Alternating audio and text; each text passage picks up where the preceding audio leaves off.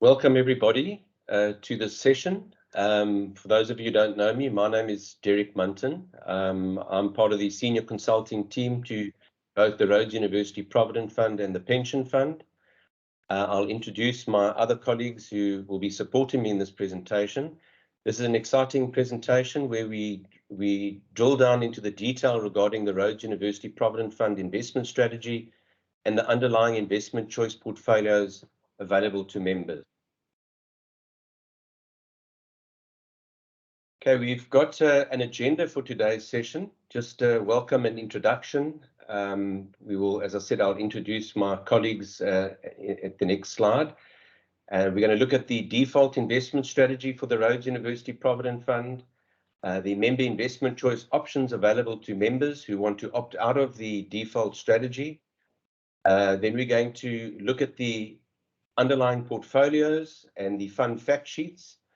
And we're going to drill down into some sort of detail as to what those underlying portfolios objectives are.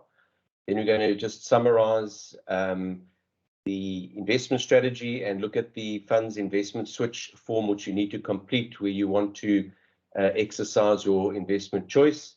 And then questions, just some housekeeping. Cameras are off, and all questions we would like to ask that these be typed in the chat box, and then we'll read them out at the end of the session and provide the relevant answers. Right, my colleagues joining me, I've got Ayanda Zondi. She's a senior client investment specialist with Alexander Forbes Investments. Then my colleague Nikki Kozuska, she's a senior consultant, and we both work together on the Rhodes University Pension Fund and Provident Fund. So first up, we're going to look at the Rhodes University Provident Fund's default investment strategy. Essentially, the fund operates on a goals-based default life stage model. The graphic that you see on your slide there, up on your screen, illustrates how the exposure to more risky assets decreases in the years leading up to retirement. So, as we're all aware, to get growth in your underlying fund credit over the longer term, you've got to have the maximum exposure to equities or shares, and they're regarded as more volatile asset classes, but in the long run will give you the highest long-term growth.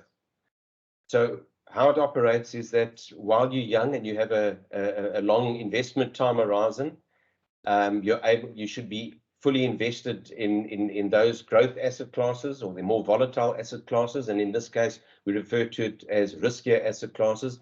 And as you get closer to retirement, 9 years within retirement, there's an automatic down weighting and a locking in of the growth that you've accumulated in your portfolio, and a up weighting to less riskier assets such as bonds and cash.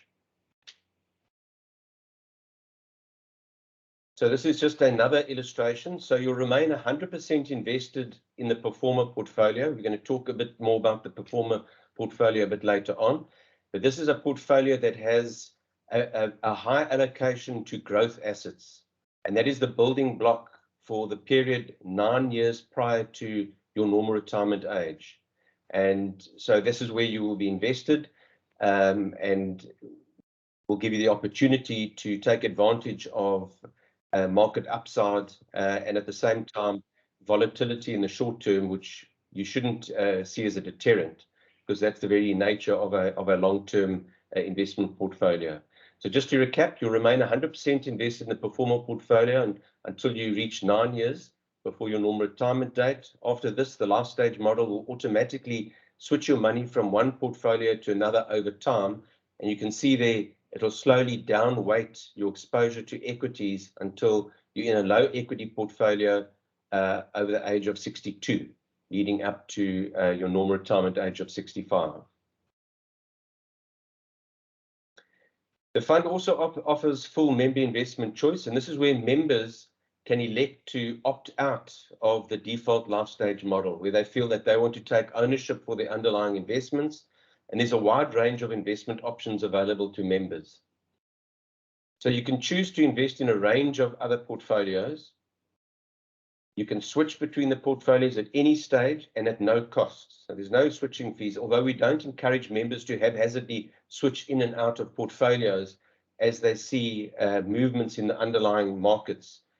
You must bear in mind that long-term investing requires that you experience volatility in order to get the greatest long-term gain out of your investment in the Provident Fund. So you can also invest in a combination of portfolios as well, and then the trustees review the portfolios and can change them from time to time. Right, so let's look at the portfolios. This is just a macro overview of the portfolio choices that members can make.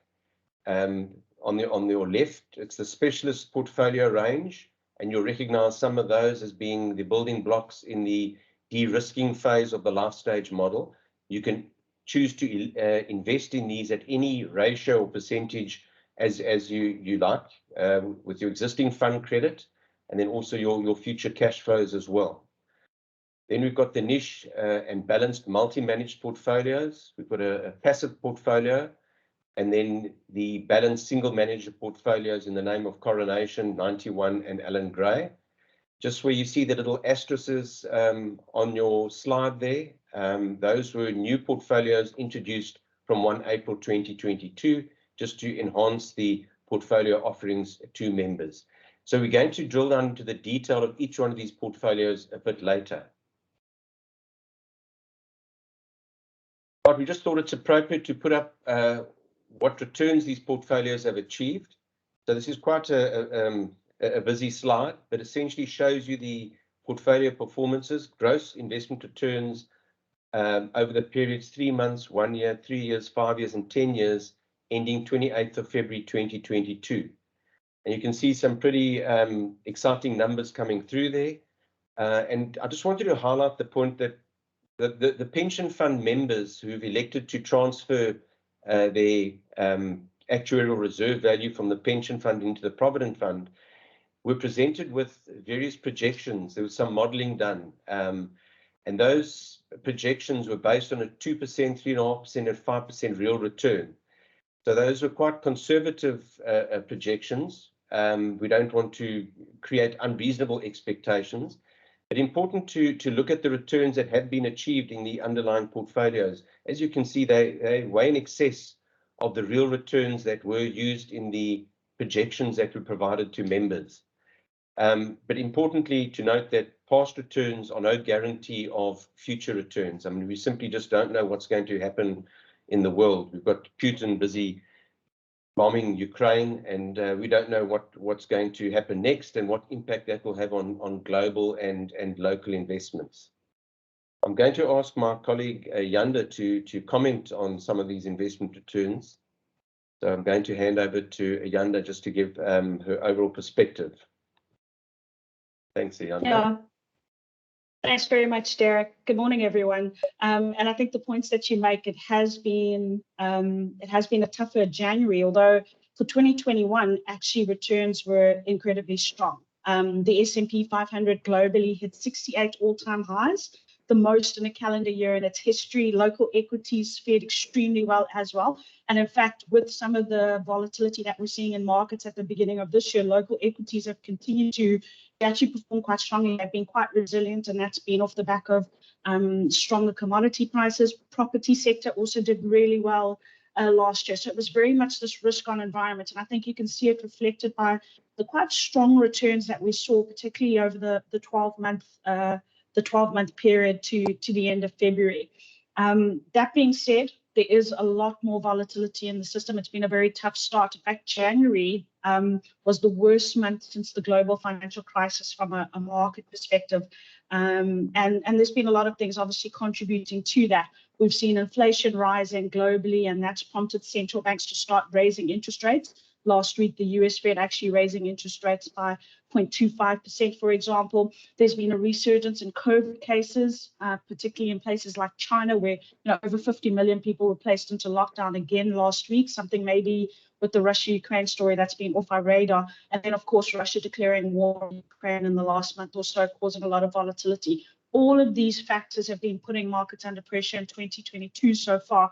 And from our perspective, it's really about understanding those risk and return opportunities that are inherent in markets, which is quite crucial. Our commitment in terms of the investment management role that we play is just to improve our understanding of the drivers of value, continue to position our portfolios accordingly, and ultimately what we're wanting to do in an environment where you can see the 3 months numbers are a little bit muted, and in an environment where markets are under a bit of turbulence, you want to make sure that you're meaningfully capturing the upside when markets are rallying and doing very well, and then very importantly protecting on the downside.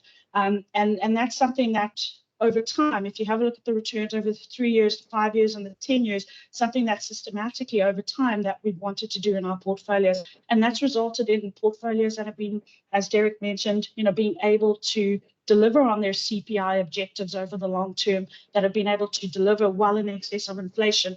And particularly because we are talking about retirement fund savings, you want to make sure that your savings are keeping up with that adjustment in the cost of living over time. So you want to be beating inflation, and each of these portfolios have different inflation targets. We'll talk a little bit about it when we talk to some of the other portfolios, but you want to make sure that you're beating inflation meaningfully over the long term in order to start to achieve those positive retirement goals.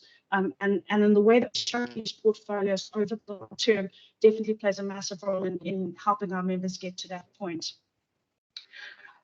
So Derek, I don't know if you'd like me to go straight into the actual portfolios themselves, if you have other comments around the gross investment returns to the end of February. No, that's great, Yanda.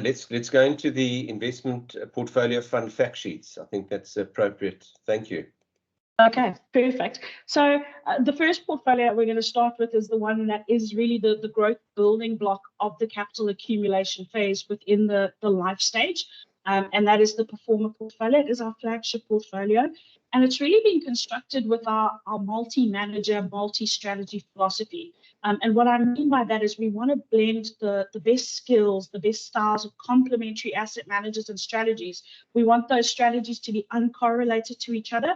And by doing that, we increase diversification in the overall solution. And we believe that is, they say diversification is the only free lunch that you get in investments, but it does enhance overall diversification in the portfolio. We also, across all our portfolios, and in particular within the Performer portfolios, that we place a very strong emphasis on risk management. So we never want a single asset class. We never want a single manager, a single investment style to ever dominate the fortunes of our portfolios. So there is this express risk management objective that's built in within the Performer portfolio, and there's an express focus on improving member outcomes over the long term. And I think that that's something that I want to highlight, particularly within the big growth building block in the life stage of the Performer portfolio. So this is the fund fact sheet, and it talks to the risk profile. This is a portfolio that's used in the growth phase of sort of your journey from a retirement perspective. You can see that it has a high probability of beating inflation. Of course, because it is market related, it will have a medium to high capital protection probability there. And in terms of what we invest in this portfolio, it has equities, it's got bonds, it's got cash, it's got local alternatives, it's got global alternatives. We've got investments into Africa. So when I talk about this sort of diversification and spreading the risk across a number of different assets, this portfolio really demonstrates that quite strongly. On the local side, you've got 5 local balanced managers, and each of the managers that manage the assets within this portfolio, some of the names that you are familiar with, like Alan Gray, like M&G, who was previously Prudential. You've got managers like 91, for example. Each of these managers who are included in the portfolio perform a specific role, and they capture a particular premium in the market or a return driver in the market. And really it's by blending these managers who are doing different things in different environments that we think that we can really capture the upside when markets are rallying.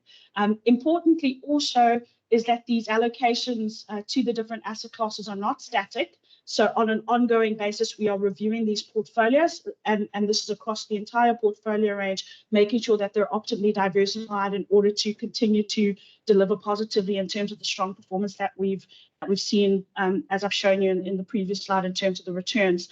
We also invest in things like hedge funds, again, responsible for downside protection. You've got unlisted assets or non-traditional assets in these portfolios in the form of unlisted credit. You've got some private equity exposure. You've also got exposure to direct property, some infrastructure assets. So it really is about really enhancing the overall diversification, ensuring an optimally structured portfolio. What it does do is give us additional return levers, which are not correlated to your traditional space. And that certainly is a very strong, component of this performer portfolio. In terms of its CPI target, maybe just to mention the two aspects of this portfolio. So it's benchmark, it's a peer-related benchmark. It's the Global Large Manager Watch Median. And so it does need to beat peers over rolling 5-year periods.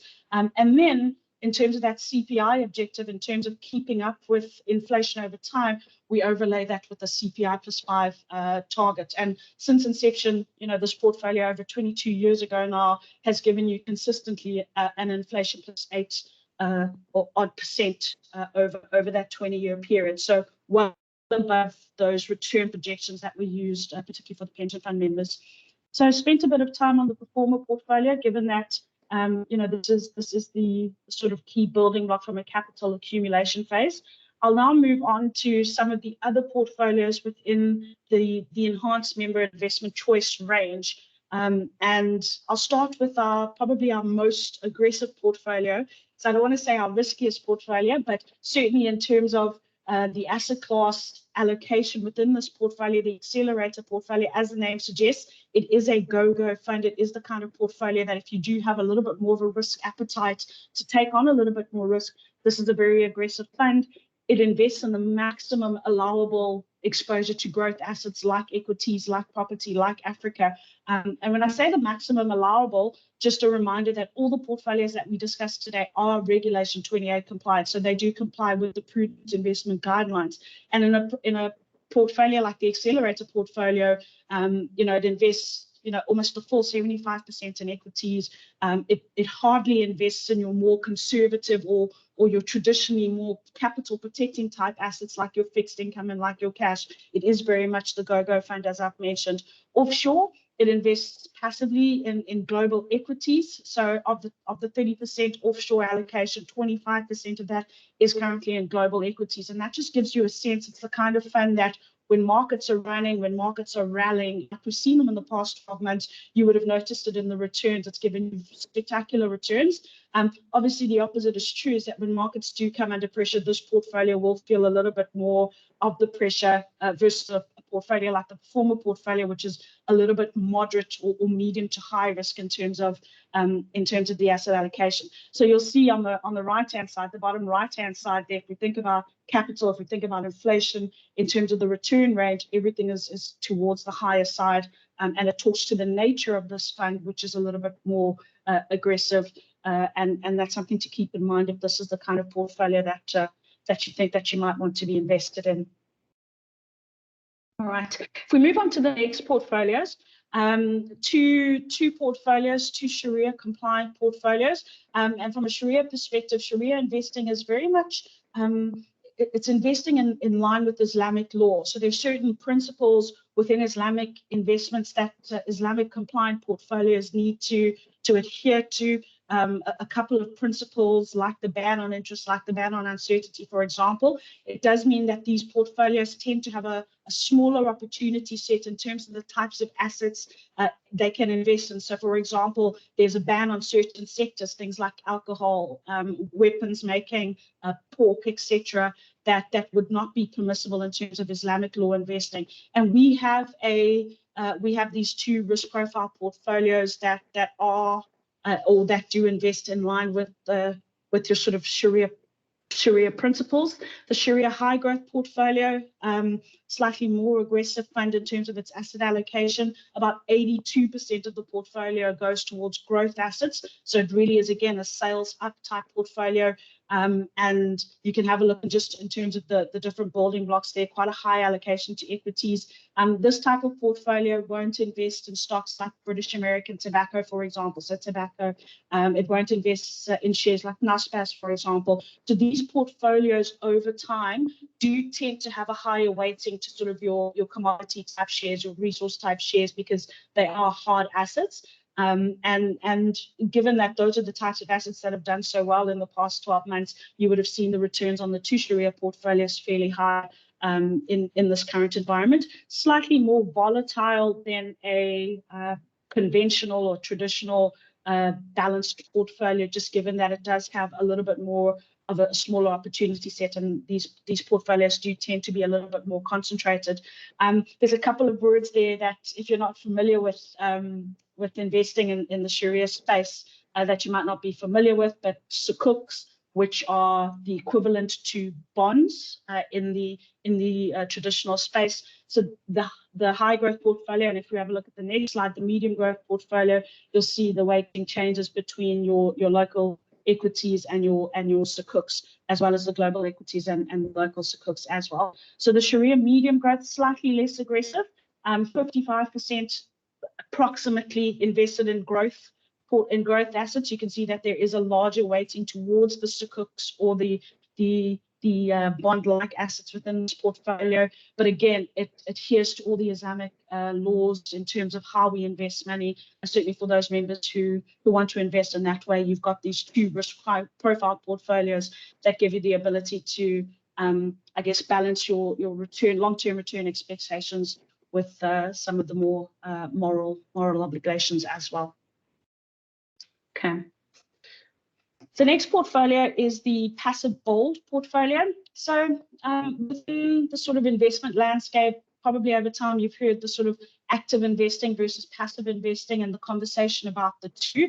The three portfolios that I've spoken about so far are actively managed portfolios. So you actually have managers making active decisions in terms of which assets to buy, in terms of which shares to actually invest in, the weights in those different shares, the weights in those different sectors. And if in a particular market environment, those managers can see that equities are running hard, they can upweight their portfolio to equities and buy certain stocks in that environment. On the passive side, we invest slightly differently. So for those members who don't believe in active management, who don't believe that those decisions that can be made by individuals can add any value, you actually have the option to just track an index. So there are a couple of indices that are used both locally and globally. Some of the ones that you might be familiar with are things like the All Share Index, the All Bond Index. There's the STEFI or the Short-Term Fixed Interest Index, for example, which tracks cash. And within the passive bold portfolio, we don't implement active management. The only active decisions that we make is choosing, which indices to track. So, there's about 3 or 4 different equity indexes, for example, in the local environment. And if we say we want to track the All Share, for example, that's an active decision. But otherwise, we would just allocate assets to the market, and those portfolios or those particular sectors would move just in line with what the market is doing. And so we do have a passive portfolio available for those members who do believe more from a passive perspective that you over the long term you're going to gain stronger returns. We use Satrix, so a very well-known leading provider of index tracking solutions in the country, low cost, access to local indices. They're also a very innovative business. They were one of the first to launch ETFs in South Africa back in 2000. They've launched smart beta or enhanced passive type products already in the market as well. They've got world-class systems. And importantly, when you are tracking an index where indexes change on a daily basis, you want a system that's going to be able to rebalance regularly as indices change, as the components within the index and the weights within the index change. You want a manager whose finger is on the pulse, and from a systems perspective is doing that. And then globally, we use BlackRock. And BlackRock, again, global business, provider of low-cost passive solutions, but no active management within the passive bold portfolio, really suitable for those members who do prefer more passive type investing. And just a reminder that within the passive space there will be a lot more volatility. So you don't have those active managers who can, when markets are falling, protect on the downside. So if you do choose a portfolio like this, just to be cognizant that it does tend to have a little bit more of a volatile profile than some of the other portfolios, which have built-in protection on the downside if markets do come under a bit of pressure. All right. So those are the multi-managed portfolios where you have different managers, you have a number of different strategies, potentially within the portfolios. We've picked the best of breed per asset class within sort of the different managers. The next three portfolios that we're going to chat to are single manager portfolios. And again, it's names that you are probably familiar with. The first, of course, is Allan Gray. And Allan Gray is certainly no stranger to the market, have a very strong long-term track record in terms of their performance over the long term. If we think about their philosophy as a manager, they are very long-term valuation based in terms of the way that they manage money. So they do take a long-term view when they're buying assets. They are also contrarian. So they tend to be doing sometimes the opposite of what the market is doing in a particular environment. It does mean that sometimes their performance does come under pressure. It does tend to be a little bit lumpy. But what they're essentially trying to do is they're trying to buy assets that in their view are trading at a discount to their intrinsic value. So trading at a discount to where they should be trading. They have a very equity-centric process. So it is a fundamental bottom-up analysis. And all that means is they go into these companies that they want to invest in, they kick the tires, they do the analysis in terms of balance sheets, in terms of earnings, in terms of expected cash flows, etc. Use a whole host of financial ratios and do that fundamental analysis when choosing the types of shares that they want to include in their portfolio. The business has a very intense analyst trainee program, so we rate their team very, very highly. The CIO there is Duncan Artisan. He works with a team of portfolio managers on his multi-counselor in terms of making decisions around the assets that they include within their portfolio. On the offshore side, they use Orbis, and Orbis actually has a very similar investment philosophy and process to Allan Gray locally. Whether it's the Orbis Global Fund, the Orbis Japan Fund, the Orbis Optimal Funds, all of these are included within their balanced portfolio that you would see on the screen here. In terms of our view on the manager, they are true to their philosophy. They're an incredibly strong stock picking house. They do tend to take very high conviction bets. And that sometimes works in their favor and sometimes doesn't in particular market cycles. But as I've mentioned, a strong, well-rated manager in our world with a little bit of a value tilt to the way that they manage money and a contrarian flair. And, you can see it in the returns over the long term. Returns have been very, very strong. If we move on to the next single manager, we've got Coronation Fund Managers and Coronation, a value growth manager, so a slightly different tilt in terms of the way that they manage money to Allan Gray. They too are long-term valuation focused stock pickers. They place an emphasis on cash flows and the sustainability of earnings, which is a slightly different to I guess the way that Allan Gray, or the lens that Allan Gray is looking at portfolios. They aren't thematic in the way that they invest, so they also believe in this looking at the fundamentals of a share, going in and doing the fundamental research in terms of the kinds of shares that they're looking for in the market.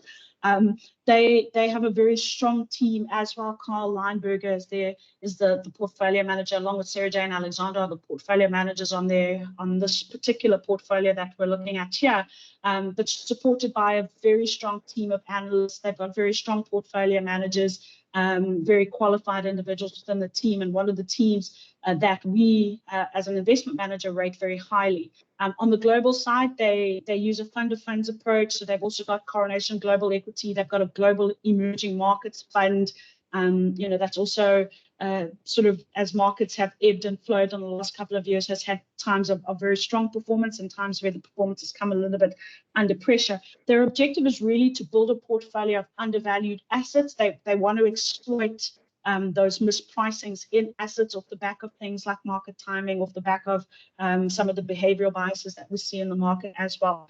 The one thing that we like about Coronation is they back themselves to pick winners. So they try to avoid group and consensus decision making, and they really do back their decisions in terms of the kind of assets that they invest in. And they've been rewarded for that by the market over time. One of the best performing single managers in the space, as also a very strong manager. And then finally, in terms of the three single managers that we look at, we've got 91, or the old Investec. And 91, again, very strong momentum type manager. What I mean by momentum, typically the types of shares that they're investing in is the types of securities or the types of shares where the earnings is being revised upwards. And that really is, in terms of what's written on the tin, they are earnings revisions at reasonable valuations. And so their investment framework is really founded on the belief that equity markets are inefficient, and they also have a look at sort of behavioral reasons of why markets are inefficient. So, they, again, in terms of their process, they really combine technology with the brain's trust in terms of the individual. So their process starts with a technology side where they screen the market for shares where earnings are being revised upwards, for example, and then they combine that with the human element of the individuals who go in and do the fundamental analysis of each shares. And they have sector specialists, so, a specialist in banking, a specialist in mining, specialist in retail, and all those individuals, would be putting together portfolios along with their chief investment officer, or the strategy head, in this case, Chris Freund, for example. Again, all of these portfolios, all of these managers that I've spoken about, we want to make sure that when we're looking at these managers, that they have strong teams. The 91 team has been very stable over time. They are very well resourced. They have a very strong track record, highly qualified individuals. But that can be said across all the different managers that we look at, across all the different portfolios that I've sort of spoken to. Such an important element when we are rating these managers in terms of their people, in terms of their process, in terms of their philosophy. In an intellectual capital business, the strength of your people, the qualification of your people, the experience of your people, such an important aspect. Ultimately, a little bit of experience gives you the edge in terms of the decisions you make, in terms of the types of shares that you include in your portfolios over the long term. They have a very strong offshore team, a lot of collaboration between the SA and the UK team. They leverage off each other. So there's a nice sort of broad global outlook that the investment teams have on the local and the global side. And they use a couple of funds on the global side in terms of the assets that they invest in. And you'll see for the three managers, so Allan Gray, Coronation, and 91, in terms of the risk profile on the bottom right-hand side, very similar in terms of their risk profile. The real difference is the return lever that they draw on to actually generate returns, whether it's growth, whether it's value, whether it's momentum. That really differentiates it in terms of how or why they invest in particular shares or assets. And I think the next portfolio really combines the sort of brains trusts across the entirety of the South African market, which is the Spectrum portfolio. Now, the Spectrum portfolio is really a proxy for the average manager in South Africa. It invests in the 10 largest managers in the Global Large Manager Watch. So again, on a monthly basis, Alexander Forbes has this Global Large Manager Watch survey, and the 10 largest managers in that Global Large Manager Watch survey are each given 10% of the assets to invest in.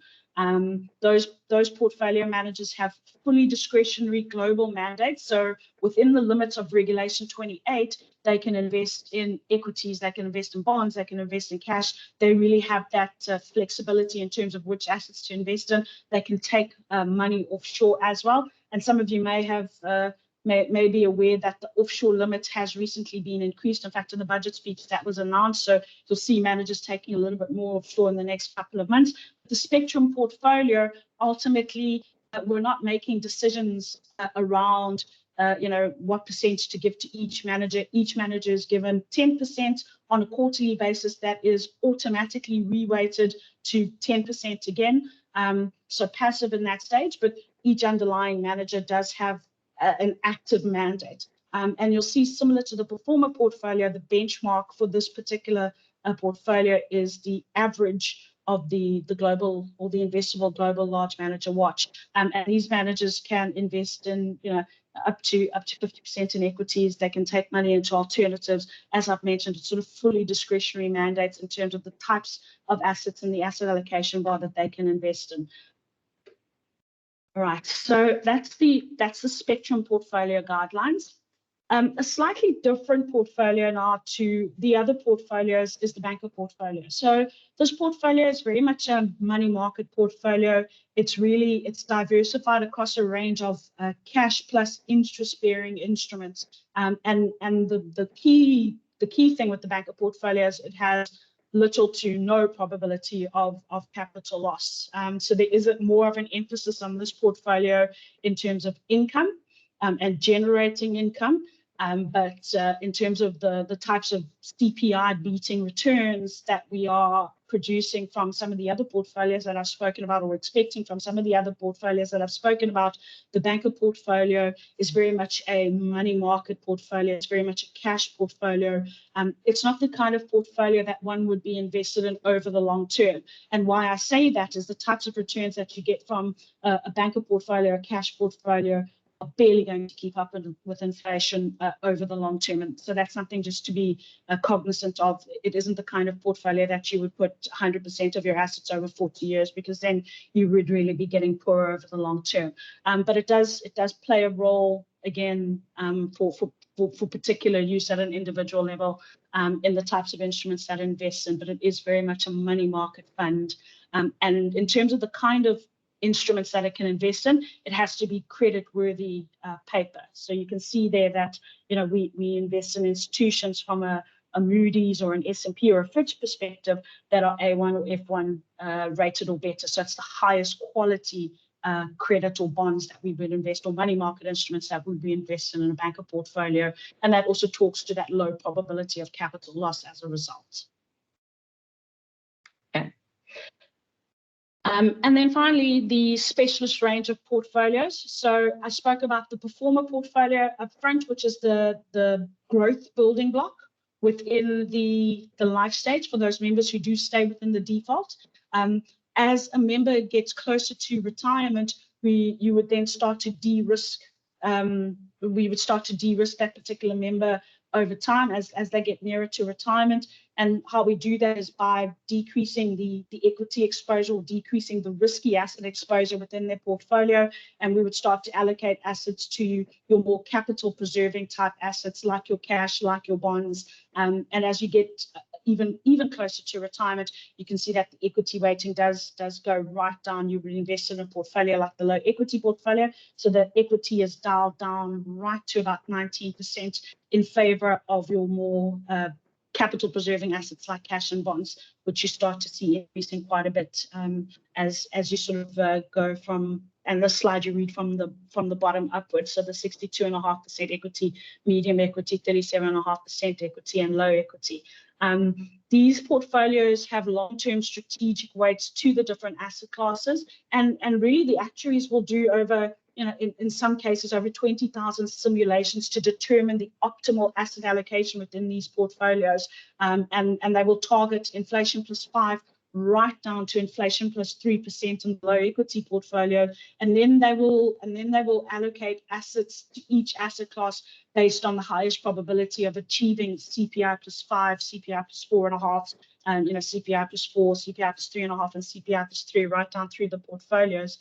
What we will then do is that for each asset class, our investment team will go and pick the best of breed specialist asset managers within equities, within bonds, within cash, within private markets, within Africa, within inflation-linked bonds. And those managers will only manage that particular asset class. And that's why we call it the specialist portfolio range. The managers in this portfolio, unlike the performer portfolio, unlike Spectrum, for example, the managers in this portfolio will only manage the particular asset class that we have given them the mandate to do so.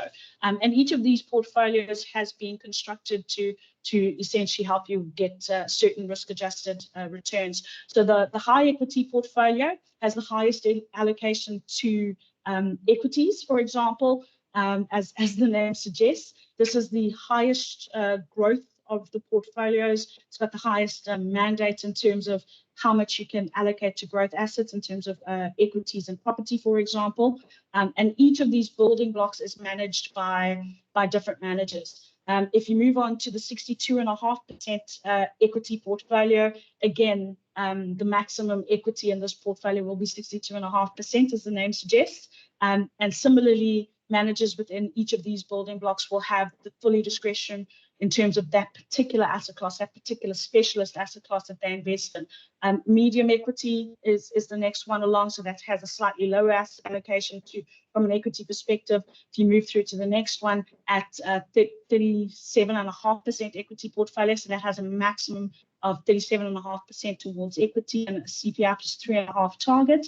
And then the lowest risk portfolio of the 5 within the specialist portfolio range is the low equity portfolio, which has 19% in equities and a higher allocation towards cash and bonds, and a little bit more of an emphasis on generating income with a CPI plus 3 target over the long term. All right, so essentially those are all the portfolios available in the enhanced range at a very high level. Derek, I'm going to hand back over you to talk about the switching and also have a look at the chat for any questions. Great, thank you very much, Ayanda. Certainly very enlightening and a lot of information to absorb there. So just bear in mind that these slides are available. They'll be available on the site, the restructuring site, and we will make them available to all the Provident Fund members as well. So let's just summarize to recap and also look at the investment switch form. So just to recap, a lot of members don't want to make investment choice. They're comfortable that they simply join the default life stage model, and that's fine and that's good. The portfolio structure is such that you will be appropriately allocated based on your age and investment time horizon to the required portfolio. And as you get closer to retirement, it'll start down weighting your exposure to the growth portfolio and up weighting to less riskier asset classes. So that's fine. You simply join the life stage model and everything will happen in the background for you. And as I said, this portfolio is structured on the basis that you're in it for the long haul and you're going to be staying until normal retirement age.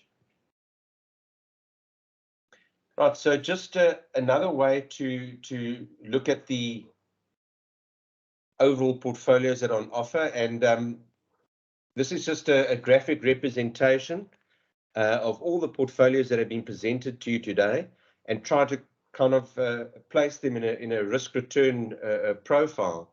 So you can see the higher the risk, the higher expected return over the long term are those portfolios that are identified there. And also the difference that Ayanda explained to you between the balanced variable asset allocation portfolios and the specialist range as well, just showing you on the right-hand side of that chart. And of course, as you move down to the lower risk, lower expected return over the long term, you can see those portfolios as indicated on the chart there as well. It's just another way of illustrating the entire range of portfolios and where the trustees have selected and built an entire portfolio range that will suit most members' needs.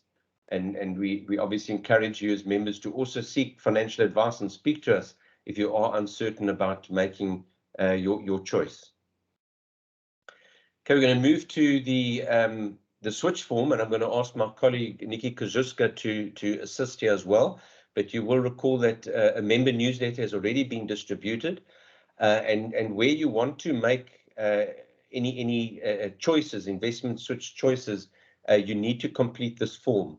But I'm going to, without going into too much detail, it's very small on the screen. This is just a screen dump, an extract of the investment switch form, so it's not the entire form. These will be distributed to all members, and we encourage members to complete the switch form if they do want to build up their own portfolio construction. Thank you. Thank you so much, Derek, and thank you so much, Ayanda.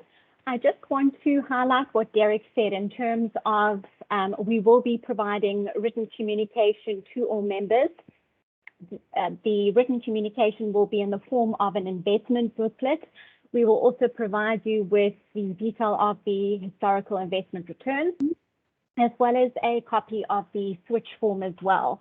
As Derek highlighted, you only need to fill in the switch form should you wish to move out of the default life stage model and into an member investment choice portfolio. And we do encourage that should you move into an investment choice portfolio, that you do so in line with your long-term investment strategy, and that you do consult an individual financial planning consultant. You are able to chat to your own individual financial consultant. We can also put you in touch with our individual financial consultants should you wish to receive any advice in terms of your portfolio options, or should you want to receive more information. In addition to the investment communication that we will be providing you, we will also give you a fun fact sheet of each of the portfolios that Ayanda took you through. Just in terms of the switch form that Derek's made a little bit bigger on the screen, as Derek said, this is only a snippet or a snapshot of the switch form. It provides you with all the portfolio options that have been available, are available under the Rhodes University Provident Fund, as well as the introduction of a few more portfolio options that are effective from 1st of April 2022. This form isn't available yet. We'll only be sending it out during the course of April together with the investment communication. And you'll note that should you, as I mentioned, should you wish to stay in the last stage model, you don't need to do anything. Should you wish to move into an investment portfolio of your choice, you will need to fill in option 2, your own choice of portfolios, and you'll need to tell us where you want to be invested, and the full amount will need to add up to 100%. So your ongoing contributions can go into one portfolio, your fund credit can go into another portfolio. There's a range and flexibility for you, but please just remember we would like you to consult with an individual financial planner before moving out into an investment portfolio of your choice. Thank you for that, Nikki. Most insightful. We now open up the floor to questions. I haven't looked at the chat box, but feel free to post. I see there are a number of questions that have been placed in the chat box.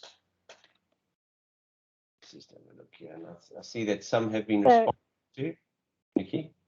Yes, so Derek, Candice wants to know, she's moving from the pension to the Provident Fund and wasn't familiar with the last stage model. Candice, we should have answered your question. Derek provided a summary of the last stage model for you. If we haven't addressed your query appropriately, then just please indicate on the chat. And just please remember that, as I said, you do not need to do anything should you wish to remain in the default last stage model. You only need to fill in a form should you wish to move into an investment portfolio of your choice. And just a reminder for the pension fund members that are joining from 1st of April, we only receive your contribution towards the end of April, or legislation dictates that we receive your contribution by the 7th of May. It's only invested thereafter, so there still is time should you wish to consult with an individual financial planner. Great, thanks. And then, sorry, Derek. No, I just wanted to thank you for the response there, Nikki. Go ahead. And then there's a second query just asking if it is possible to keep the last stage model, but to move, but keeping it to the Sharia portfolios. That is the only limitation. You either need to choose the last stage model or a member investment choice portfolio of your choice. But just a note that the portfolios that make up the last stage model, that is available to members as a individual choice should you wish to move into one of those portfolios. If you do move into a member investment choice portfolio, to note that should you wish to move again, it doesn't happen automatically as you would be under the last stage model. You would physically have to fill in another switch form to move your investment. Thanks, Nikki. Just to add to that, Shanaz, it's a very relevant question. So if you want to use the Sharia compliant portfolios, there are 2 available. So you'd almost need to do your own portfolio structuring. So you could go into the high equity Sharia portfolio, and then as you get closer to retirement, there is the the moderate portfolio that you could select. Just go back to those there. There we go. So you could use the Sharia high growth portfolio as your building block while you've got the years on your side, and then as you start nearing retirement, you'd need to take an active decision and then perhaps switch into the Sharia medium growth portfolio. But you'd have to do that as a manual intervention yourself if you want to stick to the Sharia compliant portfolios. I hope that answers your question, Shanaz.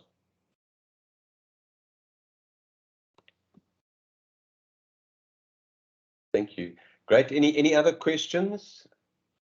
We have just about capitalized on the full hour allocated. We got 5 to 12. But feel free to whip in any further questions if you need to.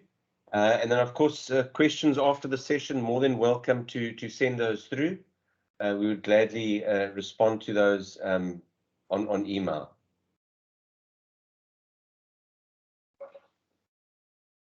Nikki, any closing comments from your side? Yanda as well?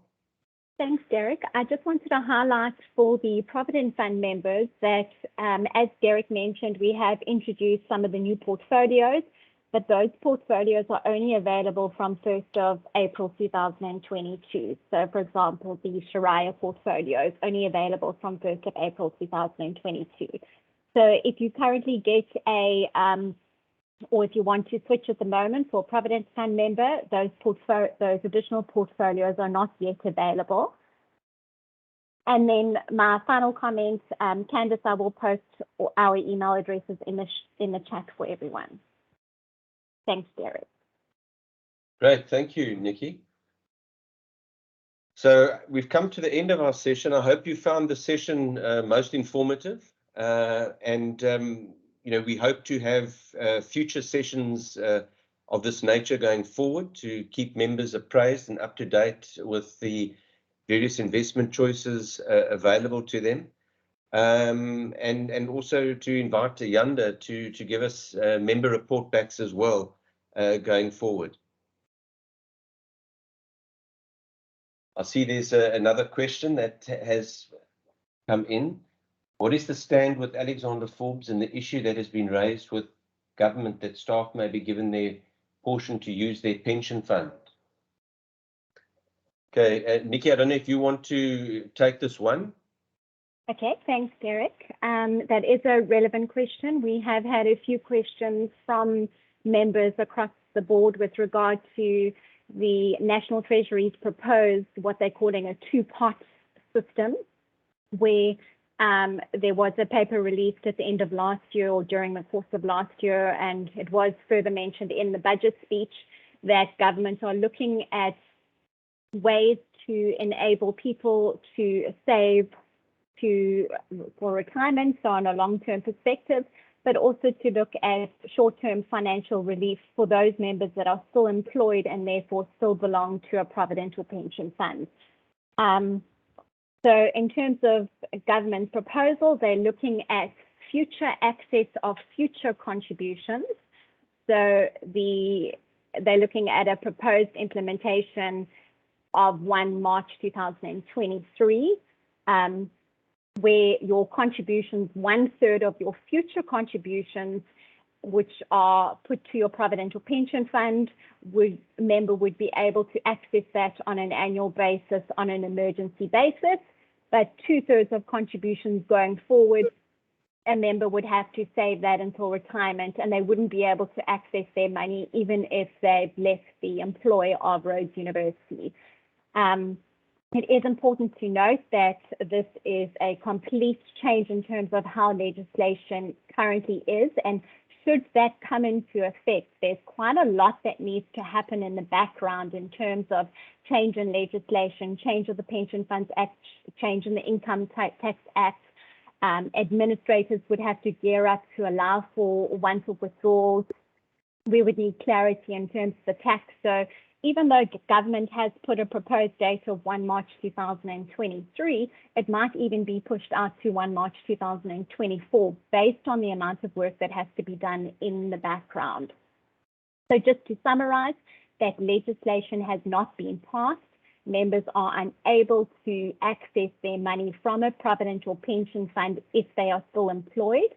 You are only able to access money from a provident or pension fund should your employment contract be terminated by either retirement, resignation, dismissal, retrenchment, or death. Government is looking at ways to help members from a short-term financial means for future contributions going forward, with the implementation date, proposed implementation date of 1st of March 2023. That doesn't relate to accessing your current savings that you have in the Provident or Pension Fund. Government hasn't said anything with regard to that. So at the moment, the proposal is for accessing 1/3 of future contributions going into a Provident or Pension Fund going forward. Mandy, I hope that answers your question. We will also do communication to members with regards to National Treasury's proposed two-part system, so that we do give you more information. Derek, I'm not sure if you want to add anything in, if anything wasn't clear. You've covered that very comprehensively, Nikki, and as you said, further member communication will follow on that aspect. Thank you so much. Great. I think we've come to the end of our session. Just to thank all the members who have participated and joined the session, and we look forward to further sessions and further participation by the membership of the Rhodes University Provident Fund and Pension Fund. Thank you, and have a pleasant, productive day further. Thank you so much. Bye-bye, everyone. Thanks so much. Bye, everyone. Thank you.